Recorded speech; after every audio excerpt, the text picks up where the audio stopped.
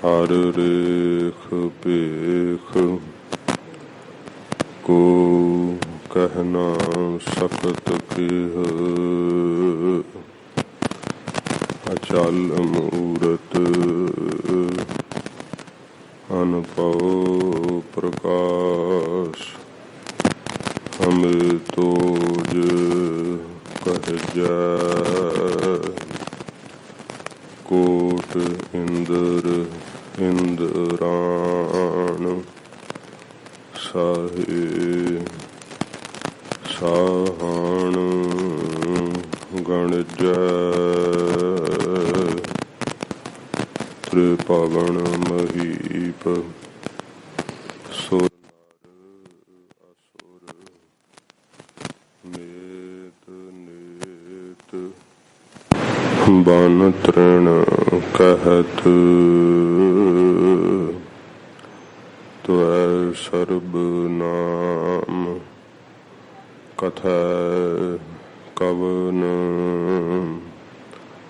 कर्म नाम बरनत सुमत। हे प्राणनाथ गोबिंद हे,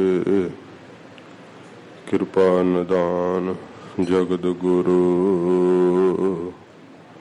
हे संसार ताप हरण है,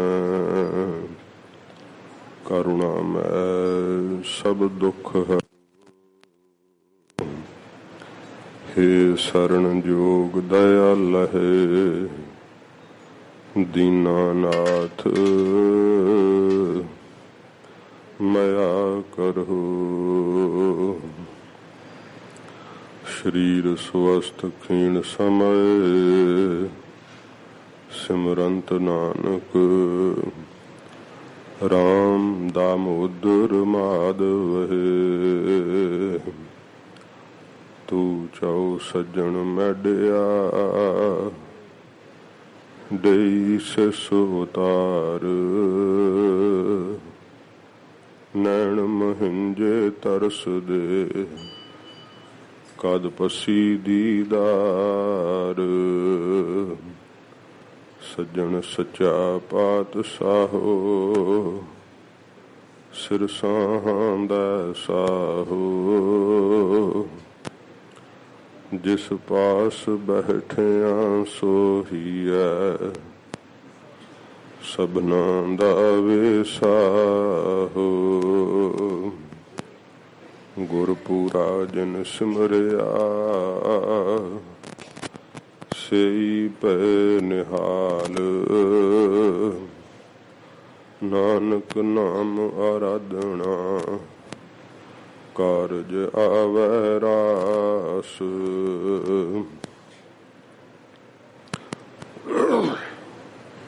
जेता जियो पिंड सब तेरा, तू अंतरजामी पुरख भगवान। दासन दास कह जन नानक, जेहा तू कराए तेहा हो करी बख्यान। हमें दृष्ट सब करै, हरै अग पाप सकल मल। काम क्रोध अर लोभ मोह, वश करै सबै बल। सदा सुख मन वसै, दुख संसारै खोवै। गुर नव निध दरिया, जन्म हम कालख तोवै। सकहु टल गुर सेवियै, अहनिस सहज सुभाए। दर्शन परसै गुरु कै, जन्म मरण दुख जाय। दर्शन परसे गुरु कै, जन्म मरण दुख जाए।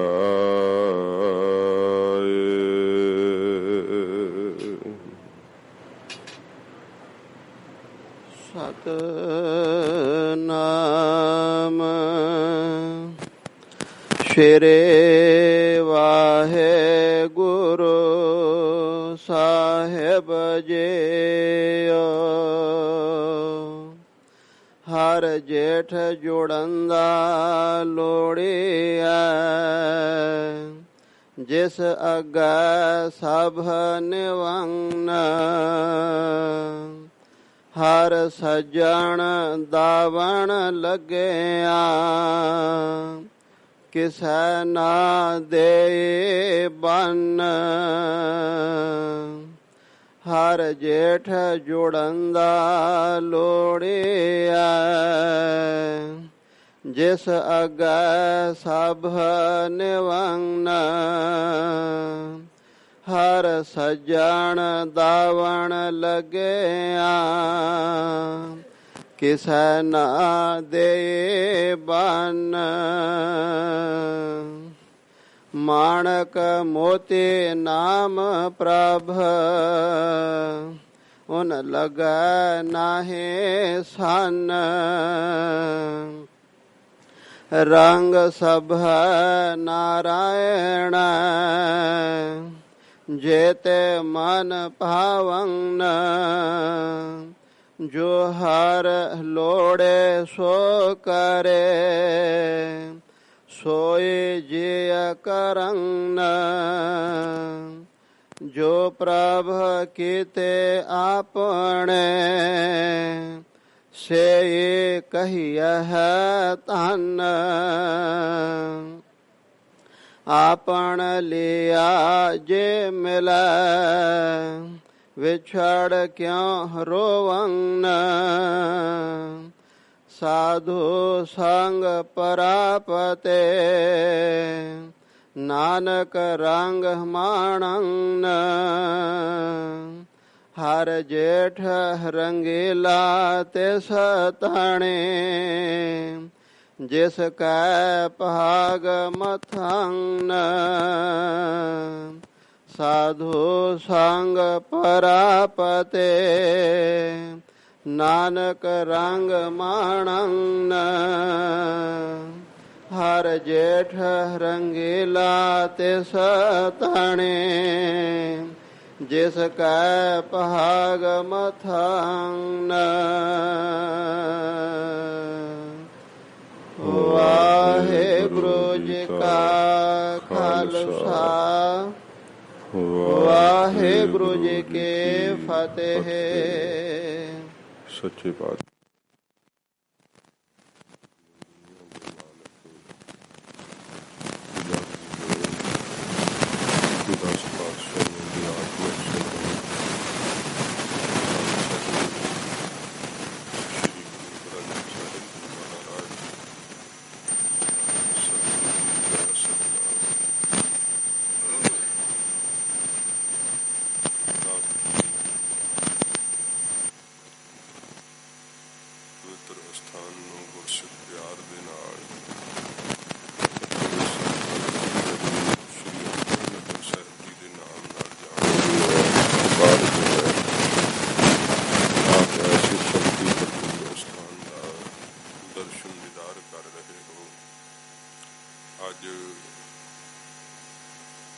जेठ दी संगरांद दा दिहाड़ा है। सूरज दा रथ जदों एक रास विचों निकल के दूसरी रास विच प्रवेश करदा है, इस तब्दीली नूं संक्रांत कहा जाता है, जो बदल करके संग्रांद शब्द बने हैं। मस्या ते पूर्णमाशी चंद्रमा की चाल नाल आउंदी है। गुरु घर दे अंदर संग्रांद क्यों मनाई जाती है? कुछ वीरां दा यह भी ख्याल है कि ये ब्राह्मण मत है।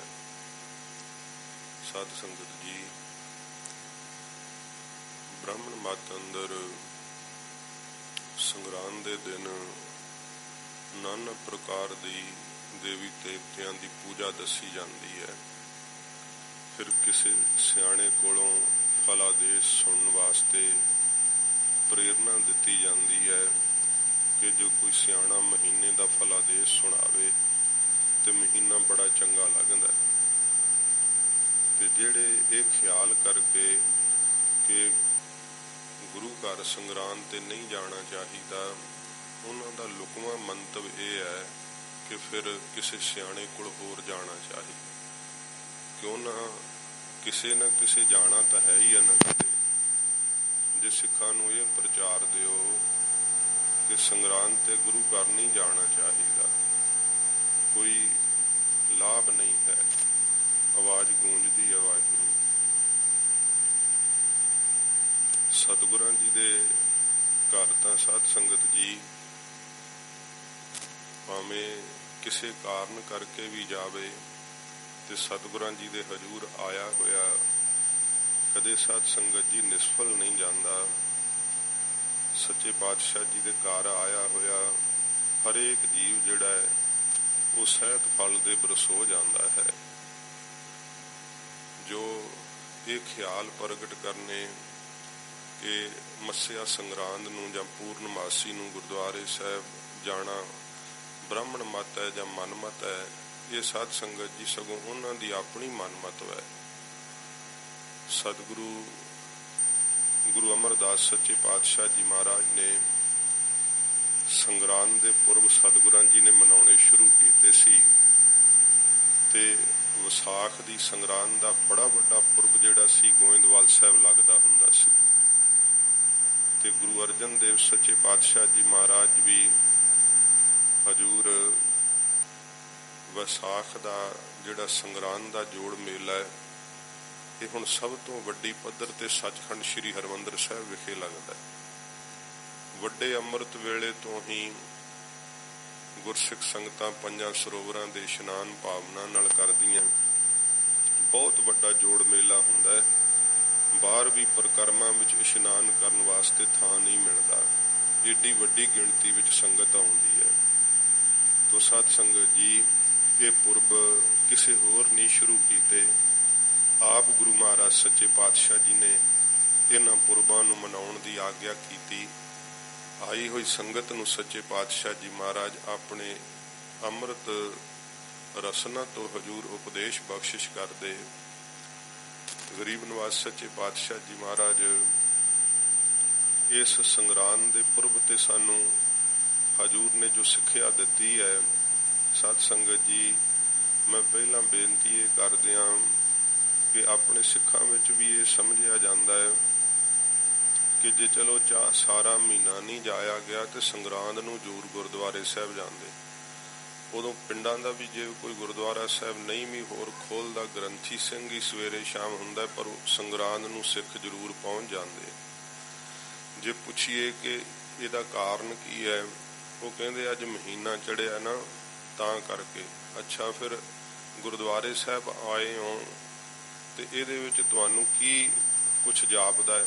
कहंदे इउं सानू महसूस हुंदा है कि संगरांद ते जे गुरुद्वारे साहब जाइए तो महीना बड़ा चंगा लंघदा है, ते भाई जे तुसी रोज गुरुद्वारे साहब जाओ तो जिंदगी किन्नी चंगी लंघेगी। इस करके संगरांद ते भी जाइए, पर जे रोज ही निजम बना लीए महाराज की सतसंगत करन दा, ते जे तुहाडा अपना मनना है कि महीने विच एक दिन जाण नाल महीना सफला हुंदा है, रोज जान नाल जिंदगी ना सफल होवेगी। इस करके रोज सतसंगत करनी चाहिए। संगरांद दे विशेष दिहाड़े सतगुरां जी ने बख्शिश कीते। मस्या दा दिहाड़ा अज भी तरन ताਰਨ साहब साध संगत जी बड़ी वड्डी पद्धर ते मनाया जाता है। इन्हां समियां ते जदों संगत आउंदी ना, सतगुरां जी ने गुरसिखां नूं उपदेश दिता है कि भाई तुसी थित्तां बारां दा भै ना करो, डरना ते एक निरंकार तो डरो। वाहिगुरू दा भय अपने अंदर पाओ। ਇਹ ਸੱਚੇ ਪਾਤਸ਼ਾਹ ਜੀ ਨੇ ਕਿਹਾ ਆਪਣੀ ਬਾਣੀ ਅੰਦਰ ਸਪਸ਼ਟ ਕਿ ਥਿੱਤੀ ਵਾਰ ਸੇਵੇ ਮੁਗਧ ਗਵਾਰ। ਅਸੀਂ ਥਿੱਤਾਂ ਵਾਰਾਂ ਦੇ ਉਪਾਸ਼ਕ ਨਹੀਂ, ਪਰ ਉਹਨਾਂ ਵਿਸ਼ੇਸ਼ ਥਿੱਤਾਂ ਵਾਰਾਂ ਤੇ ਵਾਹਿਗੁਰੂ ਦੀ ਉਪਾਸਨਾ ਕਰਨ ਦੀ ਆਗਿਆ ਸਤਿਗੁਰਾਂ ਜੀ ਨੇ ਦਿੱਤੀ ਹੈ। ਵਿਸ਼ੇਸ਼ ਸਮਾਗਮ ਸੱਜਦੇ ਸੱਚੇ ਪਾਤਸ਼ਾਹ ਜੀ ਮਹਾਰਾਜ ਸਿੱਖਿਆ ਦਰੜਾਉਂਦੇ ਆਏ ਹੋਈ ਸੰਗਤ ਨੂੰ। ਇਹ ਸਾਧ ਸੰਗਤ ਜੀ ਜੋ ਆਪ ਜੀ ਨੇ ਜੇਠ ਦੇ ਮਹੀਨੇ ਦਾ ਪਾਠ ਸਰਵਣ ਕੀਤਾ ਹੈ, ਇਹ ਸ਼ਹੀਦਾਂ ਦੇ ਸਰਤਾਜ ਸਤਿਗੁਰੂ ਗੁਰੂ ਅਰਜਨ ਸਾਹਿਬ ਜੀ ਮਹਾਰਾਜ ਜੀ ਨੇ ਮਾਝ ਰਾਗ ਵਿੱਚ ਹਜੂਰ ਨੇ ਇਹ ਪਵਿੱਤਰ ਬਾਣੀ ਉਚਾਰਨ ਕੀਤੀ ਹੈ। ਇਸ ਪਵਿੱਤਰ ਬਾਣੀ ਦਾ ਉਚਾਰਨ ਕਰਨ ਦਾ ਅਸਥਾਨ ਗੁਰਦੁਆਰਾ ਸ਼੍ਰੀ ਮੰਜੀ ਸਾਹਿਬ, ਸੱਚਖੰਡ ਸ਼੍ਰੀ ਹਰਿਮੰਦਰ ਸਾਹਿਬ। ਜਦੋਂ ਆਪ ਚਰਨ ਗੰਗਾ ਤੋਂ ਇੱਕ ਹੀ ਕਦਮ ਅੱਗੇ ਪੁੱਟੋਗੇ, ਸੱਜੇ ਹੱਥ ਆਪ ਜੀ ਨੂੰ ਪਾਲਕੀ ਸਾਹਿਬ ਦਾ ਦਰਸ਼ਨ ਹੋਵੇਗਾ। ਸੰਗਮਰਮਰ ਦੀ ਬਣੀ ਹੋਈ ਉਹ ਪਾਲਕੀ ਸਾਹਿਬ ਹਜੂਰ ਦੀ ਪਵਿੱਤਰ ਯਾਦਗਾਰ, ਉਹਦੇ ਉੱਤੇ ਪੰਜਾਬੀ ਵਿੱਚ ਅੱਖਰ ਲਿਖੇ ਹੋਏ ਗੁਰਮੁਖੀ ਵਿੱਚ ਕਿ ਇਹ ਉਹ ਮਹਾਨ ਪਵਿੱਤਰ ਸਥਾਨ ਹੈ ਜਿਸ ਥੜਾ ਸਾਹਿਬ ਤੇ ਬੈਠ ਕੇ ਸ਼ਹੀਦਾਂ ਦੇ ਸਰਤਾਜ ਧੰਨ ਗੁਰੂ ਅਰਜਨ ਦੇਵ ਸੱਚੇ ਪਾਤਸ਼ਾਹ ਜੀ ਮਹਾਰਾਜ ਨੇ ਮਾਝ ਰਾਗ ਵਿੱਚ ਹਜੂਰ ਨੇ 12 ਮਹੀਨਾਮੇ ਬਾਣੀ ਜਿਹੜੀ ਸੀ ਉਚਾਰਨ ਕੀਤੀ। ਸਤਿਗੁਰਾਂ ਜੀ ਦੇ ਹਜੂਰ ਕੋਈ ਪੰਡਤ ਬਹੁਤ ਜਿਹੜਾ ਸਾਧ ਸੰਗਤ ਜੀ ਆਰਥਿਕ ਤੌਰ ਤੇ ਬਹੁਤ ਮਜਬੂਰ ਸੀ, ਦੁਖੀ ਸੀ, ਉਸ ਆ ਕੇ ਬੇਨਤੀ ਕੀਤੀ ਸੀ, ਮਹਾਰਾਜ ਜੇ ਆਪ ਦੀ ਸੰਗਤ ਵਿੱਚ ਮੈਨੂੰ ਮਹੀਨੇ ਦਾ ਫਲਾਦੇਸ਼ ਸੁਣਾਉਣ ਦੀ ਆਗਿਆ ਦਿਓ। ਮਹਾਰਾਜ ਜੋ ਸੰਗਤ ਦਿਆ ਕਰੇਗੀ ਉਹਦੇ ਨਾਲ ਮੇਰਾ ਗੁਜ਼ਾਰਾ ਚੱਲ ਪਵੇਗਾ। ਸਤਿਗੁਰੂ ਜੀ ਦਇਆ ਦੇ ਸਮੁੰਦਰ ਹਜੂਰ ਨੂੰ ਤਰਸ ਆ ਗਿਆ, ਮਹਾਰਾਜ ਆਗਿਆ ਕਰ ਦਿੱਤੀ। ਥੋੜਾ ਸਮਾਂ ਪੰਡਤ ਜੀ ਨੂੰ ਮਾਇਆ ਸੰਗਤ ਕੋਲੋਂ ਬੜੀ ਪ੍ਰਾਪਤ ਹੋਈ। ਫਿਰ ਇੰਨਾ ਮਨ ਹੰਕਾਰੀ ਹੋ ਗਿਆ ਕਿ ਗਿਆਨ ਤਾਂ ਮੈਂ ਕਥਨ ਕਰਾਂ, ਮਹੀਨੇ ਦੇ ਫਲਾਦੇਸ਼ ਮੈਂ ਸੁਣਾਵਾਂ ਤੇ ਮੱਥੇ ਵੀ ਮੈਨੂੰ ਹੀ ਟੇਕੇ ਜਾਣ, ਇੰਨਾ ਮਨ ਹੰਕਾਰੀ ਹੋਇਆ। ਚੇਤਰ ਦੀ ਸੰਗਰਾਂਦ ਦਾ ਦਿਨ ਸੀ, ਨਹੀਂ ਆਇਆ। ਹਜੂਰ ਨੇ ਬਾਬਾ ਬੁੱਢਾ ਸਾਹਿਬ ਜੀ ਨੂੰ ਹੋਰ ਸਿੱਖਾਂ ਨੂੰ ਭੇਜਿਆ, ਨਹੀਂ ਆਇਆ। ਅੱਗੋਂ ਸਗੋਂ ਇਹ ਗੱਲਾਂ ਕਹੀਆਂ ਕਿ ਜੇ ਤੁਸੀਂ ਮਹਾਰਾਜ ਸਾਹਿਬ ਜੀ ਨੂੰ ਨਮਸਕਾਰ ਕਰਦੇ ਹੋ ਤੇ ਫਲਾਦੇਸ਼ ਵੀ ਉਹਨਾਂ ਕੋਲੋਂ ਹੀ ਸੁਣ ਲਓ। ਫਿਰ ਬਾਬਾ ਬੁੱਢਾ ਸਾਹਿਬ ਜੀ ਨੇ ਹਜੂਰ ਦੇ ਚਰਨਾਂ 'ਚ ਬੇਨਤੀ ਕੀਤੀ ਸੀ, ਮਹਾਰਾਜ ਆਪ ਦੇ ਸਿੱਖ ਕਦੋਂ ਕੁ ਤੱਕ ਮਹਾਰਾਜ ਸਿਆਣਿਆਂ ਕੋਲੋਂ ਫਿਰ ਇਉਂ ਫਲਾਦੇਸ਼ ਸੁਣਿਆ ਕਰਨਗੇ। ਆਪ ਹੀ ਮਹਾਰਾਜ ਤੁਹਾਡੇ ਤੋਂ ਸਿਆਣਾ ਹੋਰ ਕੌਣ ਹੈ ਸਤਿਗੁਰੂ, ਕਿਰਪਾ ਕਰਕੇ ਮਹਾਰਾਜ 12 ਮਾਹ ਬਾਣੀ ਕੋਈ ਉਚਾਰੋ। ਹਜੂਰ ਨੇ ਆਗਿਆ ਕੀਤੀ ਸੀ, ਅਸੀਂ ਪਹਿਲੇ ਸਰੂਪ ਵਿੱਚ ਤੁਖਾਰੀ ਰਾਗ ਵਿੱਚ ਉਚਾਰਨ ਕੀਤੀ ਹੈ। ਫਿਰ ਬਾਬਾ ਬੁੱਢਾ ਸਾਹਿਬ ਬੇਨਤੀ ਕੀਤੀ, ਮਹਾਰਾਜ ਉਹ ਆਪ ਦੀ ਬਾਣੀ ਮਹਿੰਗੀ ਬੜੀ ਹੈ ਸੱਚੇ ਪਾਤਸ਼ਾਹ। ਜਿੱਥੇ ਹਜੂਰ ਨੇ ਕਿਹਾ ਮਾਹੋ ਜੇਠ ਭਲਾ ਪ੍ਰੀਤਮ ਕਿਉਂ ਬਿਸਰੈ, ਥਲ ਤਾਪੈ ਸਰ ਭਾਰ ਸਾ ਧਨ ਬਿਨੋ ਕਰੈ, ਧਨ ਬਿਨੋ ਕਰੇਂਦੀ ਗੁਰ ਸਾਰੇਂਦੀ ਗੁਣ ਸਾਰੀ ਪ੍ਰਭ ਭਾਵਾਂ। ਇਹ ਸੱਚੇ ਪਾਤਸ਼ਾਹ ਜੀ ਮਹਾਰਾਜ ਨੇ ਤੁਖਾਰੀ ਰਾਗ ਦੇ ਅੰਦਰ ਜਗਿਆਸੂ ਮੁਖ ਤੋਂ ਸਾਧ ਸੰਗਤ ਜੀ ਤੜਪ ਦੇ ਸਹਿਤ ਸਤਿਗੁਰਾਂ ਜੀ ਨੇ ਇਹ ਬਾਣੀ ਜਿਹੜੀ ਹੈ ਤੁਖਾਰੀ ਰਾਗ ਦੇ ਅੰਦਰ 12ਵਾਂ 4 ਪੌੜੀਆਂ ਮੰਗਲ ਰੂਪ ਵਿੱਚ ਸਤਿਗੁਰਾਂ ਉਚਾਰਨ ਕੀਤੀਆਂ। ਬਾਕੀ ਇੱਕ ਇੱਕ ਪੌੜੀ ਹਜੂਰ ਨੇ ਇੱਕ ਇੱਕ ਮਹੀਨੇ ਦਾ ਜਿਹੜਾ ਹੈ ਸਾਧ ਸੰਗਤ ਜੀ ਉਹਦੇ ਵਿੱਚ ਜਿਵੇਂ ਜਗਿਆਸੂ ਦਾ ਦਿਲ ਤੜਪਦਾ ਵਾਹਿਗੁਰੂ ਨੂੰ ਮਿਲਣ ਵਾਸਤੇ। ਮਹਾਰਾਜ ਕਹਿੰਦੇ ਨੇ ਮਾਹੋ ਜੇਠ ਭਲਾ, ਇਹ ਜਿਹੜਾ ਜੇਠ ਦਾ ਮਹੀਨਾ ਨਾ ਬੜਾ ਭਲਾ ਹੈ, ਚੰਗਾ ਹੈ। ਸਤਿਗੁਰੂ ਜੀ ਕਹਿੰਦੇ ਕਿਉਂ ਚੰਗਾ ਹੈ? ਜਿਨ੍ਹਾਂ ਦੇ ਅੰਦਰ ਤੜਪ ਉੱਠ ਪਈ ਹੈ ਵਾਹਿਗੁਰੂ ਨੂੰ ਮਿਲਣ ਦੀ। ਮਾਹੋ ਜੇਠ ਭਲਾ ਪ੍ਰੀਤਮ ਕਿਉਂ ਬਿਸਰੈ, ਕਿਉਂ ਵਾਹਿਗੁਰੂ ਭੁੱਲ ਜਾਵੇ। ਥਲ ਤਾਪੈ ਸਰ ਭਾਰ, ਜਿਹੜਾ ਸਾਧ ਸੰਗਤ ਜੀ ਭਾਰ ਪਹਾੜ ਪੱਟ ਹੁੰਦਾ ਨਾ, ਉਹਨਾਂ ਦਾ ਜਿਵੇਂ ਜੇਠ ਦੇ ਮਹੀਨੇ ਵਿੱਚ ਸੂਰਜ ਤਪਦਾ ਹੈ ਨਾ ਤੇ ਫਿਰ ਧਰਤੀ ਨੂੰ ਭੱਖ ਲੱਗਦੇ ਹੈ ਤੇ ਬਹੁਤ ਜ਼ਿਆਦਾ ਧਰਤੀ ਦੇ ਅੰਦਰੋਂ ਤਪਸ਼ ਉੱਠਦੀ ਹੈ। ਇਹ ਸਾਧ ਸੰਗਤ ਜੀ ਉਹਨਾਂ ਦੇ ਅੰਦਰੋਂ ਤੜਪ ਦੀ ਤਪਸ਼ ਉੱਠਣ ਲੱਗ ਪੈਂਦੀ ਹੈ। ਫਿਰ ਮਹਾਰਾਜ ਕਦੋਂ ਆਪਣੇ ਸਾਖਿਆਤਾ ਦੀ ਬਰਖਾ ਪਾਓਗੇ? ਸੱਚੇ ਪਾਤਸ਼ਾਹ ਉਹ ਦਿਨ ਕਦੋਂ ਆਊਗਾ ਜਦੋਂ ਆਪ ਦਾ ਮੈਨੂੰ ਦਰਸ਼ਨ ਪ੍ਰਾਪਤ ਹੋਵੇਗਾ। ਥਲ ਤਾਪੈ ਸਰ ਭਾਰ ਸਾ ਧਨ ਬਿਨੋ ਕਰੈ, ਉਹ ਜੀਵ ਰੂਪੀ ਧਨ ਇਸਤਰੀ ਜਿਹੜੀ ਹੈ ਬਿਨੋ ਬੇਨਤੀ ਕਰਦੀ ਹੈ। ਧਨ ਬਿਨੋ ਕਰੇਂਦੀ ਗੁਣ ਸਾਰੇਂਦੀ ਗੁਣ ਸਾਰੀ ਪ੍ਰਭ ਭਾਵਾਂ। सच्चे पातशाह महाराज दे गुणां नूं सारदे आ, संभालदे आ, बेनतियां करदे आ। महाराज सच्चे पातशाह जे आप जी नूं भा जाइए तां गरीब नवाज सच्चे पातशाह तां ही साडा मनुखा जन्म सफला हो सके। ये तुखारी राग दे अंदर सच्चे पातशाह जी महाराज जग्यासू दी तड़फ महाराज जी ने बयान की है। बाबा बुढ़ा साहब जी दे बेनती करन तो कहा महाराज आप सुखैन बाणी उचारो, क्योंकि महाराज जिहड़े कलयुगी जीव है ना महाराज विहारां विच मन लगे होण करके इन्हां नूं महाराज बुद्धि मोटी हो जाती है ते बाणी समझ नहीं पैंदी। सच्चे पातशाह आप किरपा करके इहो जी बाणी उचारो कि विहारां विच खच्चत होइआं नूं भी समझ पै जावे। वेखो हजूर ने फिर तरस कीता। सच्चे पातशाह जी ने ये माझ राग विच सतगुरां ने अमृत बाणी उचारी। पहली ते अखीरली पौड़ी सतगुरां जी ने मंगल रूप कही है। गरीब नवाज सच्चे पातशाह जी ने बाकी एक एक पौड़ी एक एक महीने का सतगुरां जी ने साध संगत जी फलादेश बख्शिश किया है। जिहड़ी प्रकृति विच असीं जिउने आ साध संगत जी, जिथे प्रकृति का साडे शरीर ते असर है ना, मन ते भी डाढा असर हुंदा। बसंत रुत का साडे शरीरां ते असर है ते मन ते भी असर है। जे बसंत रुत का असर है तो मता जानना कि पतझड़ दा नहीं होऊगा, पतझड़ दा भी हैगा। कईयां दे शरीरां ते तां साध संगत जी वो पुराना मास लथ के नवां आउण लग पैंदा है। इस तरह ये शरीर ते तब्दीली आउंदी है, मन विच भी बहुत तब्दीली आउंदी। रुत दे प्रभाव नाल हजूर ने कहा वेख बाहरों सब कुछ बदल रहा है, पर तू क्यों नहीं अपने मन नूं बदलदा? ओहो जिहा वकारी ते ढीठ क्यों बनिया होया? क्यों हो जिहा बेमुख हो करके अपनी जिंदगी बतीत करी जाना है? बाहर तां वेख लै किन्नी वारी बसंत लगदी जा रही है।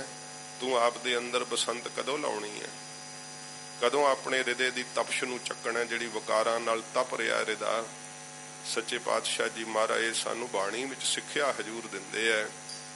सत संगत जी सतगुरां जी तो वध सियाणा कोई नहीं।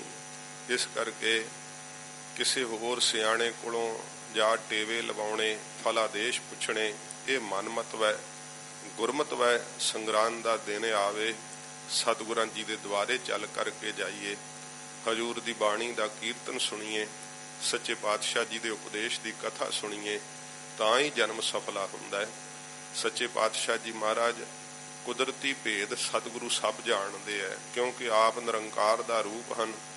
इस करके महाराज ने सानू रुत्तां नाल भी, थित्तां नाल भी, वारां नाल भी सच्चे पातशाह जी ने गुरमुखी दे अखर पट्टी नाल भी हजूर ने उपदेश दिता। ते वेखो 12 माह नाल भी सतगुरां जी ने उपदेश दिता है कि जदों चेतर दा महीना आवे सिखो उदों की करना चाहिए। फिर जदों इस प्रकार विसाख आवे की करिए, फिर जदों जेठ चढ़िया तो की करना चाहिए। हजूर जेठ के महीने द्वारा साध संगत जी जिमें सानू बख्शिश करते हैं, आओ मन चित बिरती एकागर करके प्यार शरदा नाल सरवण करिए। महाराज जी के पवित्र चरणों का ध्यान करते हुए आखो जी सतनाम श्री वाहे गुरु साहिब जी। सतनाम श्री वाहे गुरु साहिब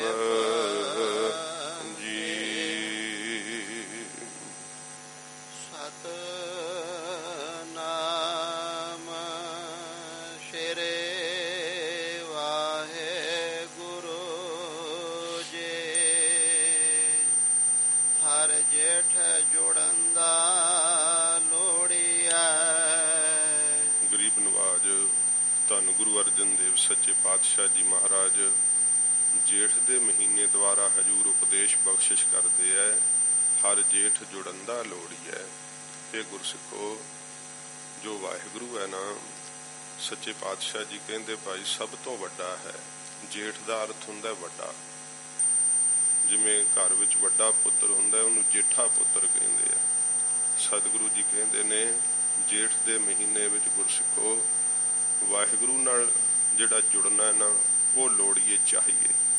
ਕਿਸੇ ਦੇਵੀ ਦੇਵਤੇ ਨਾਲ ਜੁੜੋਗੇ ਤੇ ਉਹ ਆਪ ਮੁਕਤ ਨਹੀਂ, ਤੁਹਾਨੂੰ ਕਿਵੇਂ ਮੁਕਤ ਕਰੇਗਾ?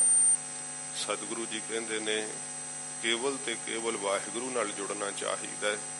ਸਤਿਗੁਰਾਂ ਦੀ ਸਾਰੀ ਬਾਣੀ ਵਾਹਿਗੁਰੂ ਨਾਲ ਜੋੜਦੀ ਹੈ, ਧੁਰ ਅਕਾਲ ਪੁਰਖ ਵਾਹਿਗੁਰੂ ਨਾਲ ਜੋੜਦੀ ਹੈ। ਸਤਿਗੁਰਾਂ ਜੀ ਦੇ ਚਰਨਾਂ ਲੱਗਾਂਗੇ ਤੇ ਸਾਧ ਸੰਗਤ ਜੀ ਵਾਹਿਗੁਰੂ ਨਾਲ ਜੁੜ ਸਕਾਂਗੇ। ਜੇ ਕੋਈ ਆਪਣੇ ਸਰੀਰ ਨਾਲ ਜੋੜਦਾ ਹੈ, ਜੇ ਕੋਈ ਸਾਧ ਸੰਗਤ ਜੀ ਕਿਸੇ ਰੁੱਖ ਜਠੇਰੇ ਨਾਲ ਜੋੜਦਾ ਹੈ, ਤੇ ਮਹਾਰਾਜ ਕਹਿੰਦੇ ਭਾਈ ਫਿਰ ਜੈਸਾ ਸੇਵਾ ਤੈਸੋ ਹੋਵੇ। ਜਿਹੋ ਜਿਹੇ ਦੀ ਕਿਸੇ ਦੀ ਸੇਵਾ ਕਰਦਾ ਉਹੋ ਜਿਹਾ ਹੋ ਜਾਂਦਾ ਹੈ।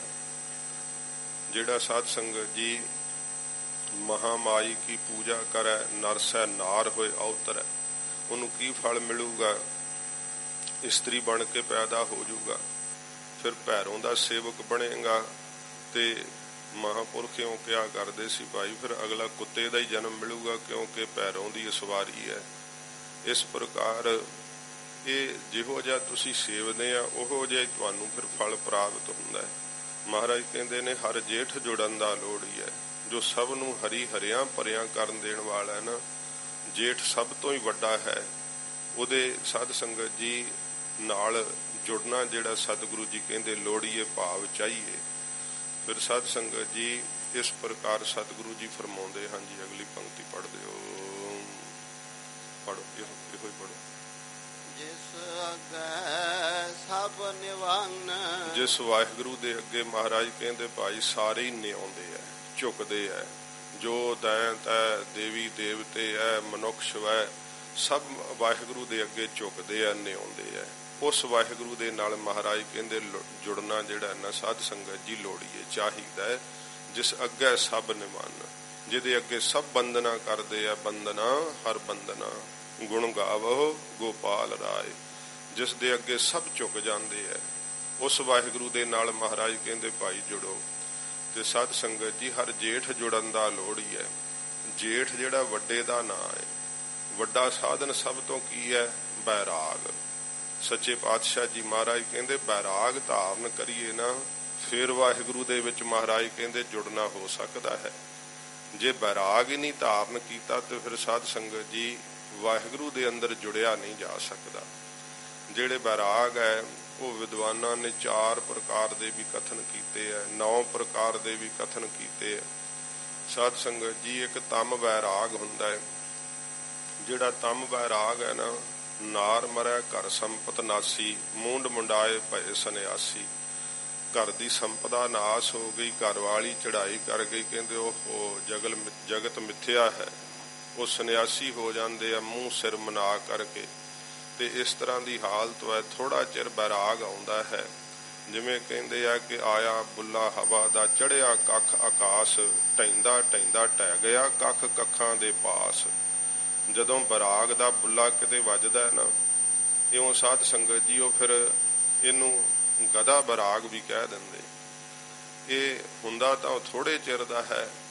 ਤੇ ਉਸ ਬੈਰਾਗ ਦੇ ਨਾਲ ਕਈ ਵਾਰੀ ਉਹ ਬੜੇ ਜਪੀ ਤਪੀ ਹਠੀ ਤਪੀ ਬਣ ਜਾਂਦੇ ਆ, ਪਰ ਉਹਨਾਂ ਸਾਧ ਸੰਗਤ ਜੀ ਅੰਦਰ ਸਿਦਕ ਨਹੀਂ ਹੁੰਦਾ।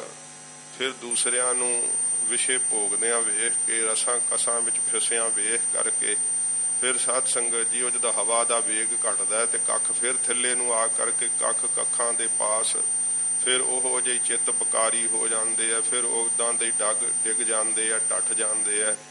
ਤੇ ਮਨ ਫਿਰ ਸਾਧ ਸੰਗਤ ਜੀ ਦੁਨੀਆ ਦੇ ਅੰਦਰ ਵਿਕਾਰਾਂ ਦੇ ਵਿੱਚ ਹੀ ਖੱਚਤ ਹੋ ਜਾਂਦਾ ਹੈ। ਇਹਨੂੰ ਤਮ ਬੈਰਾਗ ਕਹਿੰਦੇ ਆ।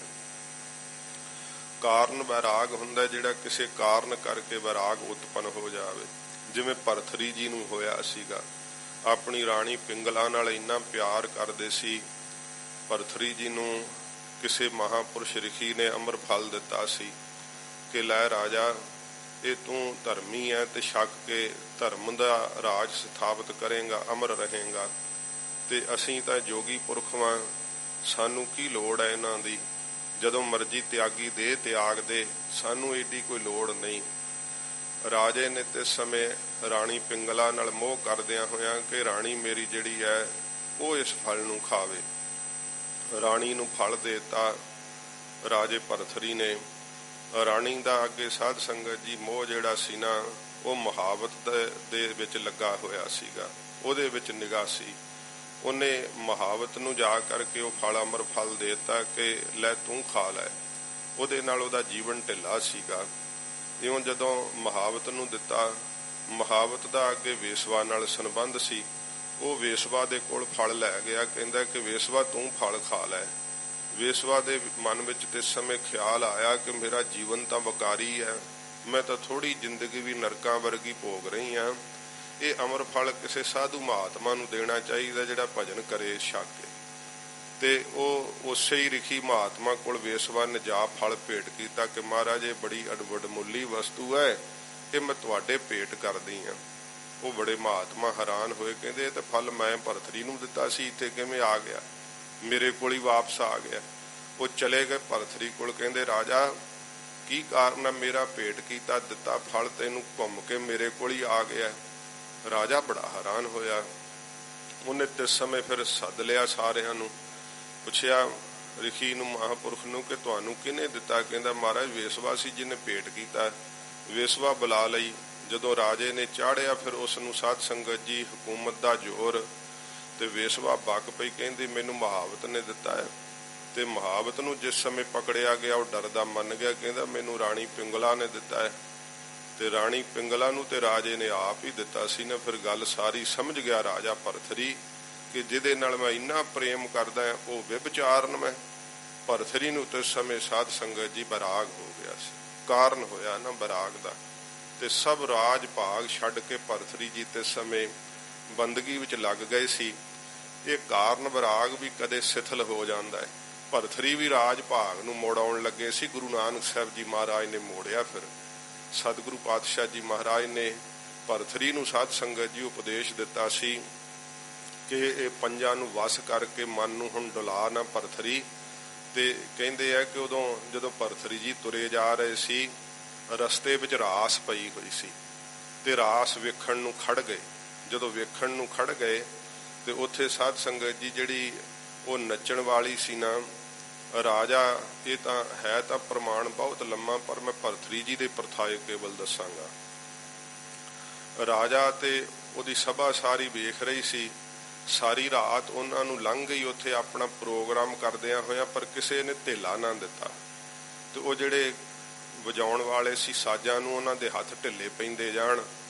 ਤੇ ਉਹ ਤੇ ਸਮੇਂ ਜਿਹੜੀ ਗਾਇਕਾ ਸੀ ਨਾ ਗਾਉਣ ਵਾਲੀ, ਤੇ ਸਮੇਂ ਉਹ ਕਹਿਣ ਲੱਗੀ ਬਹੁਤੀ ਬੀਤੀ ਥੋੜੀ ਰਹੀ, ਥੋੜੀ ਵੀ ਫੁਨ ਜਾਏ, ਗਾਇਕ ਕਹੇ ਵਾਇਕਾ ਤਾਲ ਮੈਂ ਭੰਗ ਨਾ ਪਾਏ। ਉਹ ਕਹਿੰਦੇ ਉਹਦਾ ਕਹਿਣ ਦਾ ਭਾਵ ਸੀ ਕਿ ਬਹੁਤੀ ਰਾਤ ਬਤੀਤ ਹੋ ਗਈ ਹੈ, ਹੁਣ ਥੋੜੀ ਰਹਿ ਗਈ ਹੈ, ਤੇ ਹੁਣ ਤੂੰ ਇਹ ਤਾਲ ਦੇ ਵਿੱਚ ਭੰਗ ਨਾ ਪਾ ਤੇ ਚੰਗੀ ਤਰ੍ਹਾਂ ਵਜਾ ਜਿਸ ਦੇ ਨਾਲ ਪ੍ਰੋਗਰਾਮ ਸਾਡਾ ਸਹੀ ਹੋਵੇ। ਉਹਦਾ ਸਾਧ ਸੰਗਤ ਜੀ ਉਹ ਹੋਰ ਪ੍ਰਕਰਨ ਵੀ ਹੈ, ਸੰਸਕ੍ਰਿਤੀ ਵਿੱਚ ਆਉਂਦਾ ਹੈ ਕਿ ਰਾਜੇ ਨੂੰ, ਰਾਜੇ ਦੀ ਲੜਕੀ ਨੂੰ, ਰਾਜੇ ਦੀ ਰਾਣੀ ਨੂੰ, ਇਸ ਪ੍ਰਕਾਰ ਖੁਦ ਰਾਜੇ ਨੂੰ, ਰਾਜੇ ਦੇ ਪੁੱਤਰ ਨੂੰ, ਉਹ ਸਾਰਿਆਂ ਨੇ ਵੱਖਰਾ ਵੱਖਰਾ ਉਨੀ ਗੱਲ ਵਿੱਚੋਂ ਉਪਦੇਸ਼ ਲਿਆ। ਤੇ ਭਰਥਰੀ ਜੀ ਨੇ ਕੀ ਉਪਦੇਸ਼ ਲਿਆ? ਭਰਥਰੀ ਜੀ ਨੇ ਉਪਦੇਸ਼ ਲਿਆ ਕਿ ਬਹੁ ਬੀਤੀ ਥੋੜੀ ਰਹੀ, ਕਿ ਮਨਾ ਇੰਨੀ ਉਮਰ ਤੇ ਹੁਣ ਯੋਗ ਵਿੱਚ ਲੰਘ ਗਈ ਕਮਾਈ ਕਰਦਿਆਂ ਹੋਇਆਂ, ਥੋੜੀ ਰਹਿ ਗਈ ਹੈ, ਥੋੜੀ ਵੀ ਫੁਨ ਜਾਏ, ਇਹ ਥੋੜੀ ਵੀ ਹੁਣ ਲੰਘ ਹੀ ਜਾਣੀ ਹੈ, ਰਹਿਣੀ ਥੋੜੋ ਹੈ। ਤੇ ਫਿਰ ਕਹਿੰਦੇ ਹੁਣ ਆਪਣੇ ਯੋਗ ਦੇ ਜਿਹੜਾ ਹੈ ਇਹਦੇ ਵਿੱਚ ਭੰਗ ਨਾ ਪਾ, ਹੁਣ ਗ੍ਰਸਤ ਵੱਲ ਨੂੰ ਨਾ ਮੁੜ ਕੇ ਤੱਕ। ਤੇ ਆਪਣੀ ਗੋਦੜੀ ਵੀ ਭਰਥਰੀ ਜੀ ਉੱਥੇ ਹੀ ਭੇਟ ਕਰਕੇ ਫਿਰ ਵਾਪਸ ਮੁੜ ਗਏ ਸੀ ਕਿ ਨਹੀਂ ਹੁਣ ਮੈਂ ਇਸ ਜੰਜਾਲ ਵਿੱਚ ਨਹੀਂ ਫਸਣਾ। ਮਹਾਰਾਜ ਸੱਚੇ ਪਾਤਸ਼ਾਹ ਜੀ ਦੇ ਉਪਦੇਸ਼ ਨਾਲ ਨਿਹਾਲ ਹੋਏ ਸੀ। ਫਿਰ ਸਾਧ ਸੰਗਤ ਜੀ ਇੰਦਰੇ ਵਿਰਾਗ ਹੁੰਦਾ, ਇੰਦਰੇ ਵਿਰਾਗ ਹੁੰਦਾ, ਬਾਹਰੋਂ ਇੰਦਰੀਆਂ ਦਾ ਦਮਨ ਕਰ ਲੈਣਾ,